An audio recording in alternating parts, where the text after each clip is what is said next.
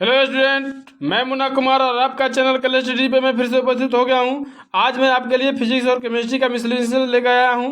पिछले कुछ दिनों से वीडियो नहीं अपलोड हो पा रहा है। इसका कारण यह है कि यहाँ पे जो हो रहा है ना, आजकल शादी ब्याह का लगन है बाबू, जिसके कारण नहीं अपलोड हो पा रहा है, क्योंकि यहाँ बहुत ज़्यादा साउंड होता बजता है, जिसके वजह से रिकॉर्डिंग नहीं कर पाते हैं। इतना साउंड बजता है कि हमें लगता है रिकॉर्डिंग करेंगे तो हमारे आवाज़ से ज़्यादा बाजा के आवाज़ आ जाएगा, इसलिए रिकॉर्डिंग नहीं कर पाते हैं।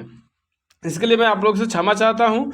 आइए शुरू करते हैं बाबू। सवाल नंबर 1 कह रहा है, बाएं हाथ के नियम में अंगूठा किसकी ओर इंगित करता है। तो देखिए, बाएं हाथ के अंगूठा, तो पहले यहाँ पे ऑप्शन देख लेते हैं। धारा की दिशा, चुंबकीय क्षेत्र की दिशा, पृथ्वी के चुंबकीय क्षेत्र की दिशा, कुंडली की गति। तो ये जो होता है अंगूठा, जो हमारा होता है इस तरह से जो होता है, यहाँ देखिए इस तरह से होता है, ठीक है, इस तरह से। तो जो हमारा ये होता है फ्लेमिंग के जो बम हक से नियम तो हो जाता, दाएं हाथ के जो नियम था, उसने जो अंगूठा था वह कुंडली के नियम को दर्शाया। ठीक है, किसके नियम को दर्शाया? कुंडली के नियम को दर्शाया। तो ऑप्शन नंबर डी हो जाएगा, कुंडली की गति के दिशा को दर्शाया। ठीक है, नेक्स्ट सवाल देखिएगा बाबू। सवाल नंबर 2, एक बायोगैस प्लांट में बायोगैस उत्पन्न करने के लिए किसकी आवश्यकता होती है। तो देखिए यहाँ पे आवश्यकता किसकी होती है, तो 4 ऑप्शन है यहाँ पे। देखिए, एक में ऑक्सीजन परंतु पानी नहीं, पानी परंतु ऑक्सीजन नहीं, और यहाँ पे है दोनों ऑक्सीजन और पानी दोनों चाहिए, ऐसा नहीं, और डी में ना तो ऑक्सीजन चाहिए ना पानी चाहिए। तो इसका राइट आंसर हो जाएगा डी, ना ऑक्सीजन चाहिए ना पानी चाहिए। अब देखिए, बायोगैस जो होता है एक बंद टंकी के अंदर होता है। ठीक है, एक बंद टंकी के अंदर होता है। तो इसमें जो बायो अपशिष्ट पदार्थ रहते हैं ये खुद से सड़ते हैं, और इससे जो ऑक्सीजन निकलता है मीथेन गैस, इसका उपयोग हम लोग करते हैं। बायोगैस में जो निकलता है मीथेन गैस, इसका उपयोग करते हैं। इसलिए इसमें ना ऑक्सीजन की जरूरत पड़ती है ना पानी की जरूरत पड़ती है। ठीक है, नेक्स्ट सवाल देखिएगा बाबू। निम्नलिखित में से कौन नाभिकीय ईंधन के रूप में नहीं है। ठीक है, तो यहाँ देखिए 4 ऑप्शन दे रखा है। एक में है यूरेनियम, 2 में है थोरियम, 3 में है प्लूटोनियम, और 4 में है टाइटेनियम। तो देखिए, इसमें से किसका यूज नाभिकीय ईंधन के रूप में नहीं होता है। तो इसका चौथा ऑप्शन हो जाएगा यहाँ पे ऑप्शन नंबर डी, टाइटेनियम। ये टाइटेनियम हाइड्रोजन के अपरूप है, अति समस्थानिक है बाबू। हाइड्रोजन के 3 समस्थानिक हो गए, एक तो खुद हाइड्रोजन जो होता है, और एक होता है ड्यूटेरियम, और दूसरा होता है टाइटेनियम। तो ये ही टाइटेनियम जो इसका उपयोग हम लोग ईंधन के रूप में नहीं करते हैं। ठीक है, तो इसका राइट आंसर हो जाएगा 3 का ऑप्शन नंबर डी। नेक्स्ट सवाल देखिएगा बाबू। 4 नंबर, निम्नलिखित में से कौन सा एक प्रदूषक नहीं है। तो 4 प्रदूषक नहीं है। ठीक है, तो यहाँ 4 ऑप्शन दे रखा है। ए में है SO2, 2 में CO2, 3 में SO, और 4 में NO2। तो यहाँ पे ऑप्शन नंबर बी हो जाएगा, इसका राइट आंसर बी हो जाएगा। अब ये CO2 है बाबू, ये प्रदूषक नहीं है। क्यों नहीं है? क्योंकि ये हमारे लिए लाभदायक है। अगर ये नहीं होता तो हमें ऑक्सीजन नहीं मिलता। तो ये पृथ्वी पर होना बहुत ज़रूरी है, क्योंकि इससे हरे पौधे CO2 ग्रहण करते हैं और हमें ऑक्सीजन देते हैं। क्या देते हैं? ऑक्सीजन, जिससे हम लोग क्या होता है, हम लोगों को ऑक्सीजन मिल पाता है। और दूसरा काम ये करते हैं, ये ऑक्सीजन वायुमंडल को गर्मी बनाए रखते हैं। अब वायुमंडल के गर्मी बनाए रखते हैं, जिसके कारण हमारा वायुमंडल गर्म रहता है। CO2 के कारण ही हमारा वायुमंडल गर्म रहता है, वरना हमारे इतना ठंडा हो जाएगा, वायुमंडल इतना ठंडा हो जाएगा कि हमें हर जगह बर्फ़ ही नज़र आएगा। इसलिए CO2 हमारे लिए प्रदूषण का काम नहीं कर सकता है। हाँ, लेकिन इसकी अगर ज़्यादा मात्रा बढ़ती है तो हमारे प्रदूषण के कारण बन सकता है। चलिए नेक्स्ट सवाल देखते हैं बाबू। यदि एक पत्थर को पृथ्वी के केंद्र तक लाया जाए तो, अब पृथ्वी के केंद्र तक लाना है इसको। ठीक है,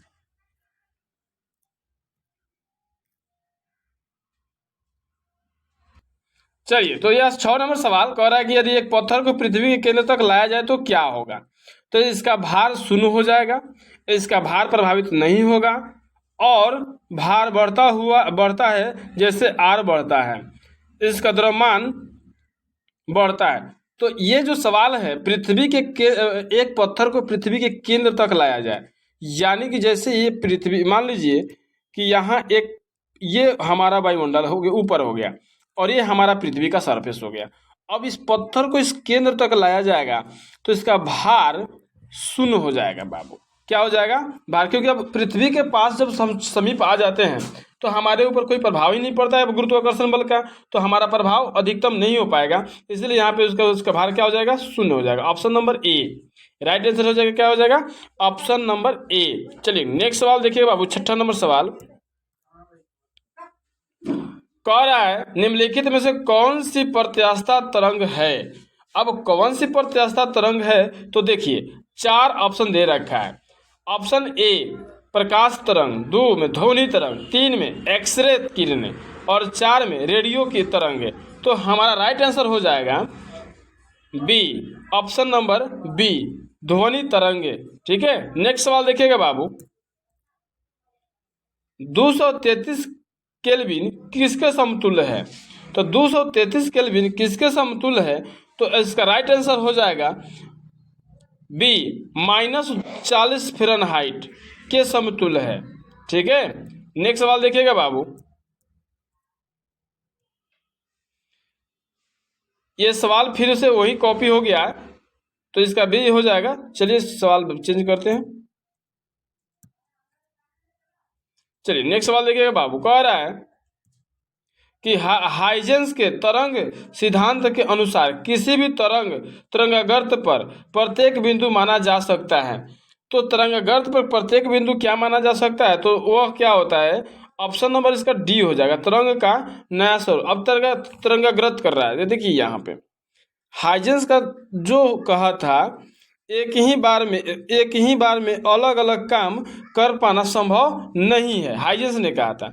तो ये जो तरंगाग्रत के बारे में कह रहा है, ये हाइजेंस के तरंग सिद्धांत को कह रहा है कि तरंगाग्रत पर प्रत्येक बिंदु का प्रत्येक बिंदु माना जा सकता। अब देखिए ये बिंदु है यहाँ से, क्योंकि यहाँ से फिर उठेगा, फिर यहाँ से ये वस्तु यहाँ पे गिरे, सिंह और गर्त में जो गिरता जाएगा, तो इसको तरंगाग्रत हम मान सकते हैं। चलिए बाबू नेक्स्ट सवाल देखिएगा, कह रहा है कि कांच से वायु में जाने वाले प्रकाश के किरणों के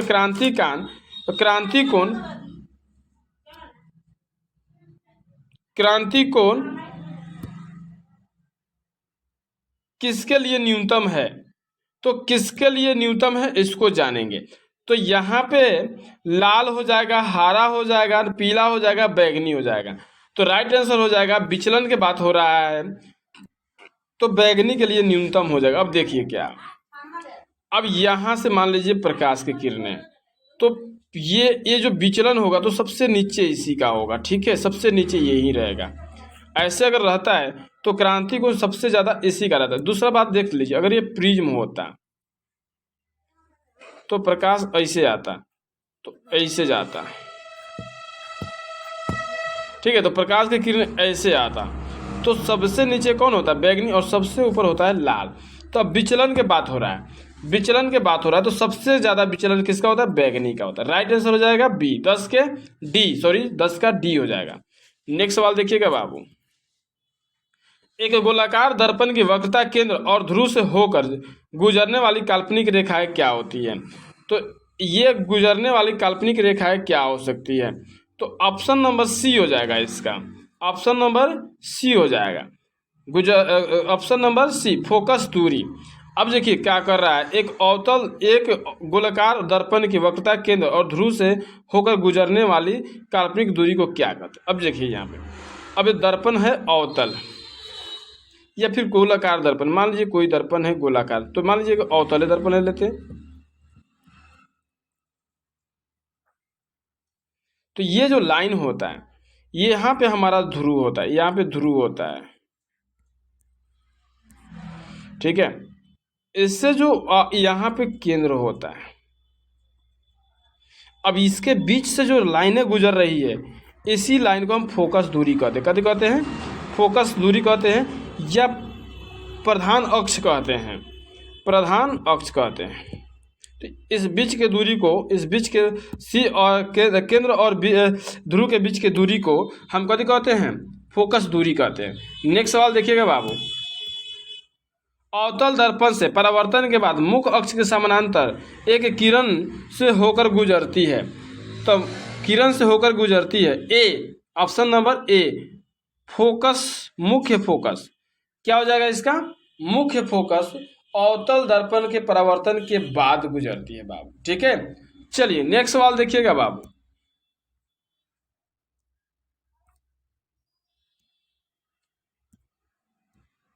कह रहा है जब एक वस्तु को अनंतात में रखा जाता है तो उत्तल दर्पण द्वारा निर्मित प्रतिबिंब का आकार क्या हो जाएगा? तो ये बिंदुवत हो जाए। यहाँ देखिए ऑप्शन यहाँ पे 4 ऑप्शन दे रखा है। एक में बिंदुवत आकार का हो जाएगा, बड़ा हुआ, विशाल और समान माप का हो जाएगा। अब सुनिए, उत्तल दर्पण है बाबू। कौन दर्पण है? उत्तल दर्पण। ये उत्तल दर्पण है बाबू। एक सेकेंड, ये उत्तल दर्पण है। ठीक है,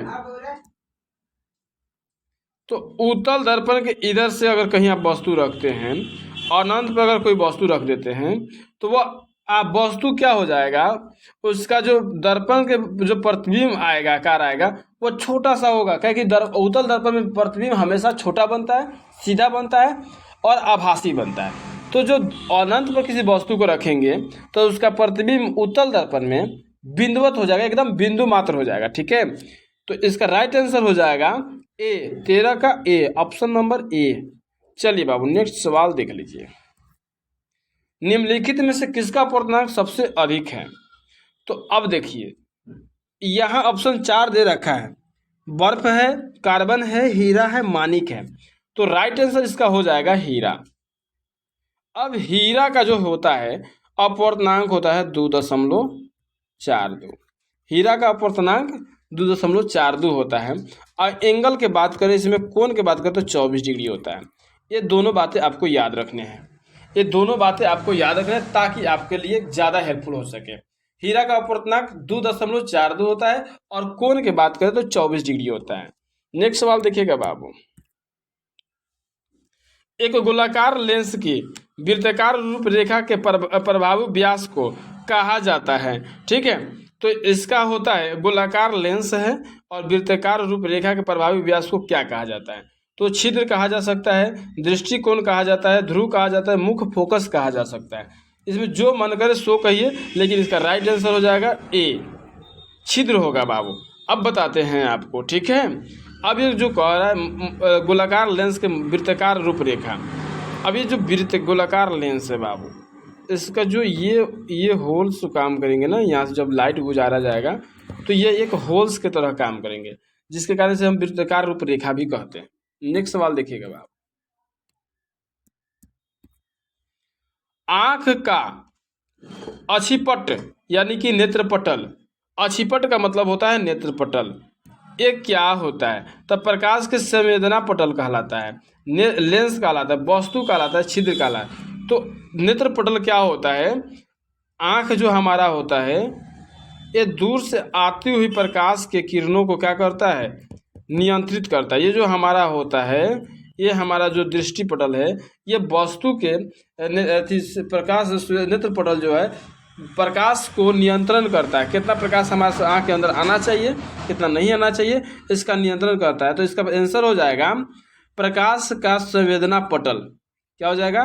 प्रकाश का संवेदना पटल। यही आपका जो प्रकाश है, प्रकाश का संवेदना पटल है। ठीक है, इसको याद रखिएगा बाबू। देखिए नेक्स्ट सवाल देखिए बाबू, 17 नंबर, लेंस के आँख के लेंस की फोकस दूरी को समायोजित करके विभिन्न दूरी की वस्तुओं पर मानव आँख के केंद्रित कर सकता है, इसे कहते हैं। अब देखिए, विभिन्न वस्तुओं को दूर से आँख के लेंस की फोकस दूरी को समायोजित करके विभिन्न दूरी वस्तुओं को मानव आँख पर केंद्रित कर सकता है, इसे कहते हैं। तो ऑप्शन यहाँ पे 4 गो ऑप्शन इसका भी है। यहाँ पे ऑप्शन में है, ए में है ज़्यादा दूर दृष्टि दोष, 2 में सुविधा, 3 में निकट दृष्टि दोष और 4 में दूर दृष्टि दोष। तो देखिए, ये तीनों ऑप्शन कोई ना कोई दोष है। ये कोई ना कोई दोष है, ये कोई ना कोई दोष है, ये कोई ये आँख के स्वस्थता पर निर्भर कर रहा है कि हमारा आँख कितना स्वस्थ है, ताकि वो दूर से आती हुई वस्तुओं को केंद्रित कर सकता है कि नहीं, समायोजित कर सकता है कि नहीं। तो ये हमारा हो जाएगा सुविधा। 17 के बी। नेक्स्ट सवाल देखिए बाबू, उम्र बढ़ने के साथ आंख की सुविधा की शक्ति कम हो जाती है, इस स्थिति को क्या कहते हैं? तो अगर हमारे आंख खराब हो रहे हैं तो हम दूर से आ रहे प्रकाश के वस्तुओं को नियंत्रित नहीं कर पाते या नज़दीक के वस्तुओं को सही ढंग से नहीं देख पा रहे हैं, तो ये उम्र बढ़ने के साथ साथ होता है। अब उम्र बढ़ने के साथ साथ होता है कौन दोस्त? जरा दूरदृष्टि दोष। कौन दोस्त? जरा दूरदृष्टि दोष। ठीक है, अब इस जरा दूरदृष्टि दोष को हमारे आंख को नियंत्रण करने की क्षमता होती है। अब अगर ये हमारा आंख अपनी जो जरा दूरदृष्टि दोष को समझने की क्षमता खो देता है, तो इसको आंख को इस दोष को क्या कहते हैं? जरा दूरदृष्टि दोष। और इसका इस इलाज बाईफोकल लेंस से किया जाता है। बाईफोकल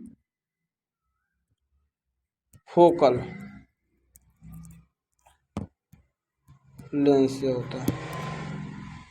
ठीक है, तो इसका राइट आंसर 18 के बी हो जाएगा बाबू। नेक्स्ट सवाल देखिए, तारे की टिमटिमाहट का कारण क्या है? तो तारे के टिमटिमाहट के कारण क्या है? वायुमंडलीय अपवर्तन है। क्या है बाबू? वायुमंडलीय अपवर्तन है। ऑप्शन नंबर ए हो जाएगा। अब 19 के ऑप्शन नंबर ए है, तो इसका विश्लेषण करते हैं कैसे होगा। अब प्रकाश के किरणें तारे क्यों टिमटिमाते हैं? तो तारा जो होता है काफ़ी दूर होता है, वायुमंडल में काफ़ी दूर होता है हमारे पृथ्वी से, जिसके कारण उसके प्रकाश हमें कभी आता है कभी नहीं मिल पाता है। तो जो हमें प्रकाश जो मिलता है उसको वास्तविक प्रकाश नहीं होता है, वह क्या होता है? परावर्तित प्रकाश होता है। तो परावर्तित प्रकाश कभी प्रति हवा के माध्यम के कारण ये हिलते डुलते होता है, जिसके कारण हमें कभी नहीं नजर आता है, टिमटिमाता हुआ नजर आता है। इसलिए टिमटिमाहट का मेन कारण कहते हैं वायुमंडलीय अपवर्तन। चलिए नेक्स्ट सवाल देखिए बाबू, कोलाइड कणों द्वारा प्रकाश का क्या प्रकीर्णन? तो देखिए ये इसको टिंडल प्रभाव या रमन प्रभाव, या 4 ऑप्शन दे रखा है बाबू, मैं 4 ऑप्शन पढ़ता हूँ। देखिए 4 ऑप्शन पर पढ़ रहा हूँ। तापीय प्रभाव, बलवीन प्रभाव, रमन प्रभाव, टिंडल प्रभाव बाबू। चौथा आंसर इसका ऑप्शन नंबर 4 हो जाएगा, टिंडल प्रभाव। अब टिंडल प्रभाव क्या है? इफेक्ट है बाबू, एक प्रकार से क्या है, ये जो प्रकाश हमारा है इसको क्या करेगा, वो चारों तरफ ऐसे ऐसे गली में बिखेर देगा। तो इससे हम कथी कहते हैं? प्रकाश प्रकीर्णन बोलते हैं। ये चारों दिशाओं में फैला देता है, इसीलिए इसको हम कथी कहते हैं? प्रकाश का प्रकीर्णन कहते हैं। सवाल नंबर 21, यदि धातु के तार की लंबाई को दुगुनी कर दिया जाए तो प्रतिरोध क्या हो जाएगा? अब सुनिए बाबू, इसका 4 ऑप्शन दिया है। आधे से कम होता है, दुगुना होता है, और 1/4 कम हो जाता है, चौगुना हो जाता है। तो ये इसका प्रतिरोध क्या हो जाएगा? दुगुना हो जाएगा। क्या हो जाएगा? दुगुना। अब जैसे एल बढ़ाइएगा तो हमारा आर क्या हो जाएगा? एल दुगुना करिएगा तो आर भी हमारा क्या हो जाएगा? दुगुना हो जाएगा, क्योंकि एल समानुपाती होता है आर के, मतलब लंबाई समानुपाती होता है प्रतिरोध के। क्यों? जब ये लंबाई बढ़ाएगा तो हमारा प्रतिरोध बढ़ जाएगा, है कि नहीं? यानी कि करंट को आने में इलेक्ट्रॉन को आने में थोड़ा सा टाइम लग जाएगा, तो यही प्रतिरोध होता है। इलेक्ट्रॉन पहुंचने में देरी हो जाता है, हमें करंट थोड़ा कम मिलने लगेगा। तो लंबाई अगर तार के बढ़ाते हैं तो हमें प्रतिरोध भी है, हमें क्या हो जाएगा? कम मिलेगा। नेक्स्ट सवाल देखिएगा बाबू, द्वितीय ईंधन का उदाहरण है। द्वितीय ईंधन का उदाहरण है कौन? तो 4 ऑप्शन दे रखा है यहाँ पे। 4 ऑप्शन दे रखा है, प्राकृतिक गैस, जल गैस, कोयला गैस, पेट्रोलियम। तो यहाँ पे हो जाएगा ऑप्शन नंबर डी, पेट्रोलियम द्वितीय ईंधन है। चलिए नेक्स्ट सवाल देखिएगा बाबू, निम्नलिखित यौगिकों में से किसका न्यूनतम ऊष्मीय मान है? तो किसका न्यूनतम ऊष्मीय मान है? तो अब यहाँ पे दिया है 23 नंबर ऑप्शन। तो 23 ऑप्शन का हो जाएगा, इसका ए में हो जाएगा लकड़ी, बी में हो जाएगा बायोगैस, और 3 में हो जाएगा अल्कोहल, और 4 में है कोयला। तो देखिए सबसे कम ऊर्जा कौन देगा, ऊष्मीय मान कौन देगा? तो ये हो जाएगा लकड़ी। लकड़ी इन सभी के अपेक्षा कम। अब देखिए बायोगैस है तो मीथेन होता है, बायोगैस मीथेन होता है, C4H। ठीक है। और अल्कोहल तो जानते हैं कि C2H5OH काफ़ी ज्वलनशील होता है। कोयला भी इसका अपेक्षा में, लकड़ी की अपेक्षा अच्छा दहक माना जाता है, इसलिए इसका उष्मीय मान किसका सबसे कम हो जाएगा? लकड़ी के। तो राइट आंसर क्या हो जाएगा? लकड़ी। 23 के राइट आंसर लकड़ी। प्रत्येक गर्म वस्तु उत्सर्जित करता है। तो प्रत्येक गर्म वस्तु क्या उत्सर्जित करता है? तो यहाँ से 4 ऑप्शन देखते हैं। दृश्य किरणें, अवरक्त किरणें, पराबैंगनी किरणें, एक्स किरणें। तो प्रत्येक गर्म वस्तु अवरक्त किरणें उत्सर्जित करती है बाबू। ऑप्शन नंबर बी हो जाएगा। क्या हो जाएगा? बी। नेक्स्ट सवाल देखिएगा बाबू। निम्नलिखित ईंधनों में से कौन सा दूसरों से भिन्न है? तो निम्नलिखित ईंधनों में से कौन एक दूसरे के भिन्न है? तो कोक है, लिग्नाइट है, चारकोल है, एल्कोहल है। तो ये सभी कोनो ना कोनो लकड़ी का रूप है बाबू। ये सब कोई ना कोई लकड़ी का रूप है, लेकिन अल्कोहल एगो लिक्विड है। तो यही इसका हो जाएगा ऑप्शन नंबर डी। 25 के डी अल्कोहल। क्लियर बाबू? चलिए, निम्नलिखित में से कौन सा ईंधन जलाए जाने पर न्यूनतम प्रदूषण का कारण बनता है? न्यूनतम प्रदूषण का कारण बनता है। अब यहाँ पे 4 ऑप्शन दे रखा है। ऑप्शन है कोयला, डीजल, पेट्रोल, प्राकृतिक गैस। अब प्राकृतिक गैस जलाइएगा तो कम ना प्रदूषण निकलेगा। तो यहाँ पे ऑप्शन नंबर हो जाएगा डी, प्राकृतिक गैस।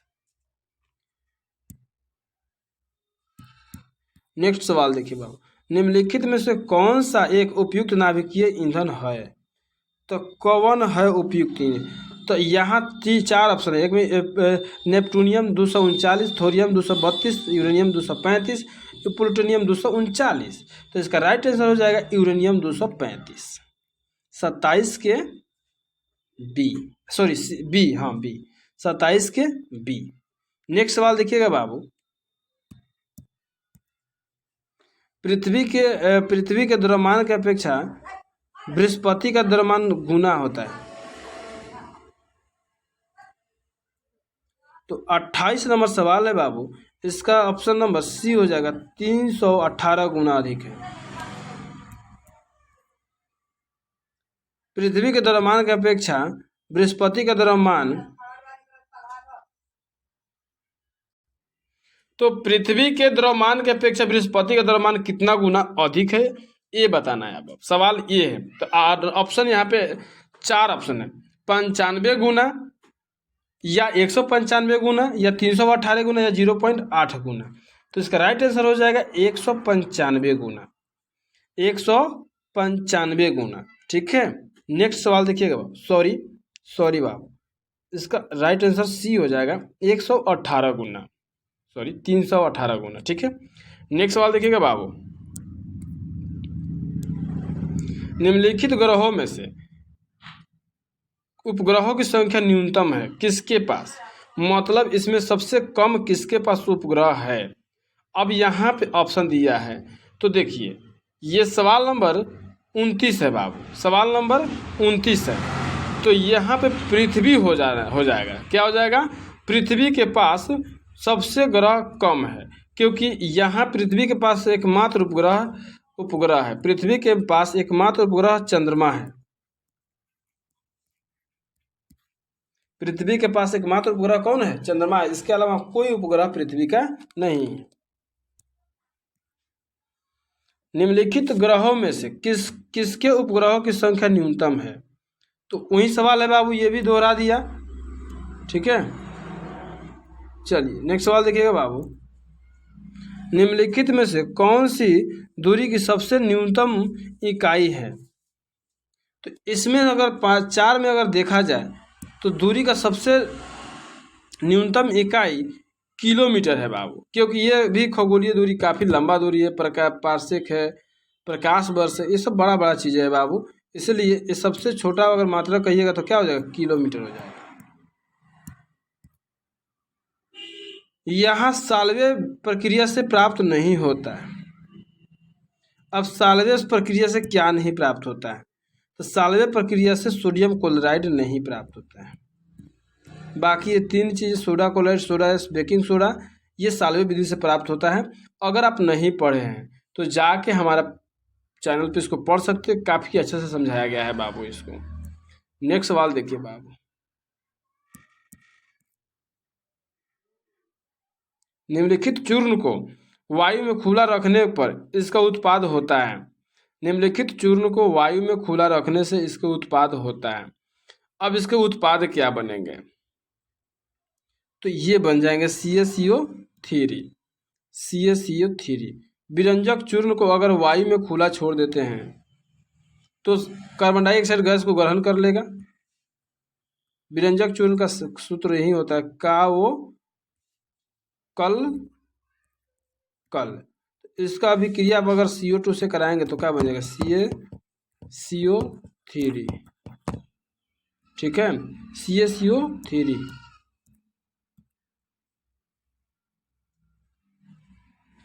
सवाल नंबर 33 कह रहा है इसको सुपर फॉस्फेट कहते हैं। किसको सुपर फॉस्फेट कहते हैं, तो सवाल नंबर 33 है और इसमें सुपर फॉस्फेट किसे कहते हैं, तो यहाँ 4 ऑप्शन दिए NaH2PO2 CA3PO4 के होल 2 CaH2PO4 के होल 2 H3PO4। तो यहाँ ऑप्शन नंबर 33 के C हो जाएगा। ठीक है, CaH2PO4 के होल 2। नेक्स्ट सवाल देखिएगा बाबू, यह जल में कोलाइड बनाएगा। अब जल में कौन कोलाइड बनाएगा, तो जल में कोलाइड बनाएगा। अब यहाँ 4 ऑप्शन है रेत, गीली मिट्टी, चौक, स्टार्च। तो स्टार्च बनाएगा बाबू। ऑप्शन में अगर ऐसा चीज़ आता है तो आप आंख बंद करके स्टार्च मार सकते हैं। ठीक है, नेक्स्ट सवाल देखिएगा बाबू, समुद्री जल में NaCl लगभग कितना % होता है। समुद्री जल में NaCl लगभग कितना % होता है, अब आपको बताना है। ठीक है, तो इसका हो जाएगा 2.8%, 8.2%, 0.1%, 0.6%। तो 35 का हो जाएगा 2.8%। Option number A.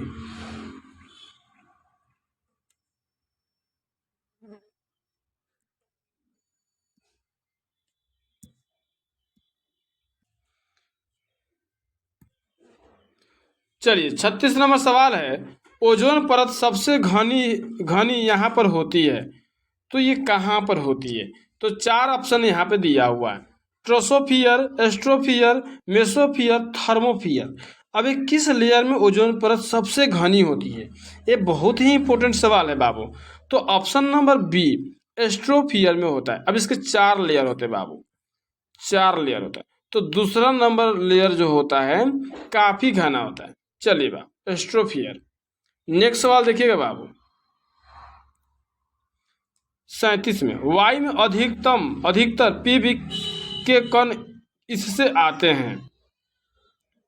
तो पीबी के कण किससे सबसे अधिक आते हैं, मतलब सीसा का कण किससे आते हैं, तो 4 में PbO2, PbCl2, PbH5O के होल 2, Pb इज भी UV अल्ट्रावायलेट किरण है। तो इसका ऑप्शन नंबर 37 के C हो जाएगा, PbH2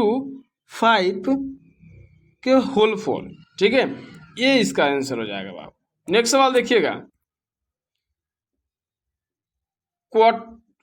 ऑक्टाइल एसीटेट में किसकी गंध आती है, तो देखिए बाबू किसका गंध आता है, तो ये एक्चुअली एसीटेट जो भी होता है ये फल वाला होता है। क्या होता है, फल वाला होता है। तो जो भी आएंगे फल का ही संतरा आएंगे। तो एसीटेट आ रहा है बाबू, तो सोडियम एसीटेट जो होता है ना अम्लीय होता है, तो संतरा हो जाएगा। एसिटिक एसिड आपने पढ़ा, तो एसिटिक एसिड जस्ट ऑक्टाइल से आ गया तो एसीटेट बन गया, तो इसमें संतरा का गंध आता है। ठीक है, चलिए बाबू नेक्स्ट सवाल देखिएगा, टेरेलिन में यह समूह होता है टेरेलिन में। अब टेरेलिन में कौन सा समूह होता है, तो देखिए टेरेलिन में कौन सा समूह होता है, फंक्शनल ग्रुप पूछ रहा है बाबू, FG फंक्शनल ग्रुप पूछ रहा है आपसे। तो यहाँ 4 ऑप्शन है, एस्टर है, इथर एमाइड है और कीटोन है। तो बाबू इसका राइट आंसर एमाइड हो जाएगा, 39 के ए हो जाएगा। अब इसका क्या होता है, तो बॉन्ड कुर्र, याद रखना है बॉन्ड कुर्र यही होता है टेरेलिन, और इसमें जो फंक्शनल ग्रुप होगा एस्टर होगा, यही एस्टर का फंक्शनल ग्रुप है बाबू। ठीक है, एस्टर का फंक्शनल ग्रुप COOR, इसको शॉर्ट में कुर कहते हैं, कुर। नेक्स्ट सवाल देखिए बाबू, कह रहा है एमिल अल्कोहल में कितने कार्बन परमाणु होते हैं? एमिल अल्कोहल में कितने कार्बन परमाणु होते हैं? तो यहाँ पे ऑप्शन दिया रखा है, 4 ऑप्शन है। ए में 3, बी में 4, सी में 5, डी में 6। अब 40 के सी हो जाएगा, 40 के सी 5 कार्बन होता है बाबू। नेक्स्ट सवाल देखिए बाबू, हेक्सेन के ताप अपघटन भंजन से उत्पादन होता है। हेक्सेन के ताप अपघटन भंजन से उत्पादन होता है। अब इसका नेक्स्ट ऑप्शन है 4, लघु एल्केनॉन, लघु एल्कीन, लघु एल्केन प्लस लघु एल्कीन तथा हेक्सा-2-इन। तो इसका राइट आंसर क्या हो जाएगा? 41 के सी हो जाएगा बाबू, लघु एल्केन प्लस लघु एल्कीन, यही इसका राइट आंसर हो जाएगा 41 के सी बाबू। नेक्स्ट सवाल देखिएगा, कैल्शियम कार्बाइड के जल के साथ अभिक्रिया उत्पाद बनाती है। तो कैल्शियम कार्बाइड है बाबू, कैल्शियम कार्बाइड है जो एक सेकेंड बाबू,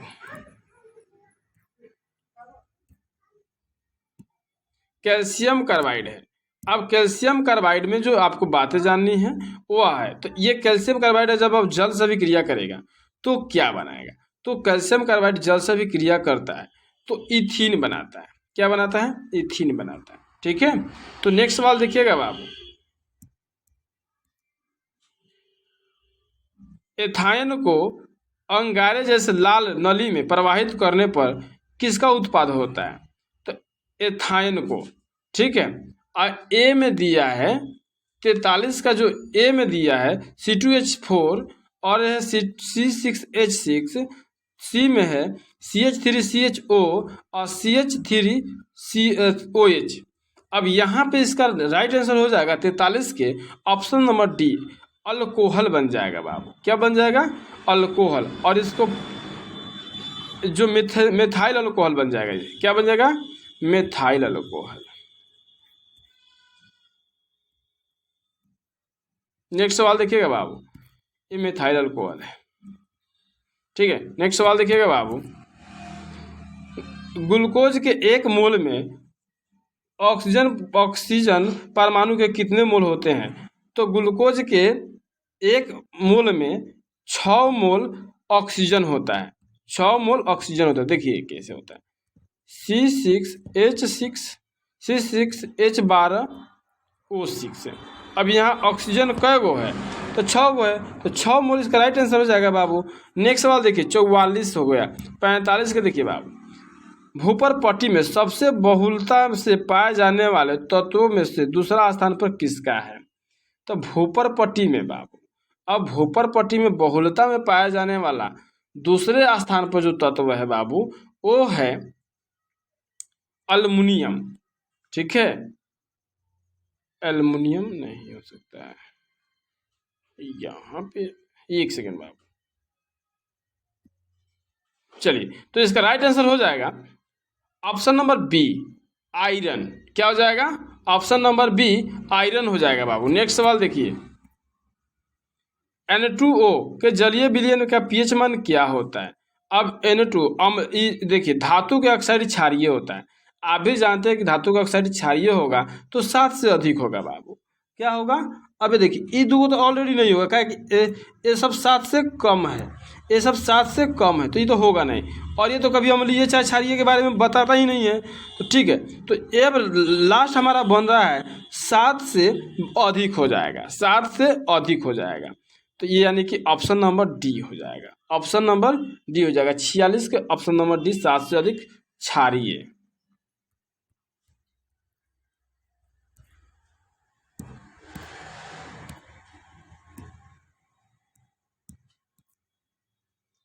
ताप का सर्वोच्च चालक कौन सा है? ताप का सर्वोच्च चालक कौन सा है? 1 में Ag, 2 में Cu, 3 में Pb, 4 में Fe। अब सर्वोच्च चालक की बात कर रहा है तो इलेक्ट्रिसिटी तो good conductivity, electricity is the good conductivity, यानी कि विद्युत का सबसे अच्छा चालक चांदी होता है। क्या होता है बाबू? चांदी होता है। उसके बाद ही कॉपर होता है, उसके बाद ही कॉपर होता है। सबसे पहले 1 नंबर पर चांदी है, यानी कि सिल्वर। ये भी पूछ देता है कभी कभी, सिल्वर पूछ देता है। नेक्स्ट सवाल देखिएगा बाबू, सबसे अधिक क्रियाशील धातु में दूसरा स्थान किसका है? अब सबसे अधिक में, तो सबसे अधिक में दूसरा स्थान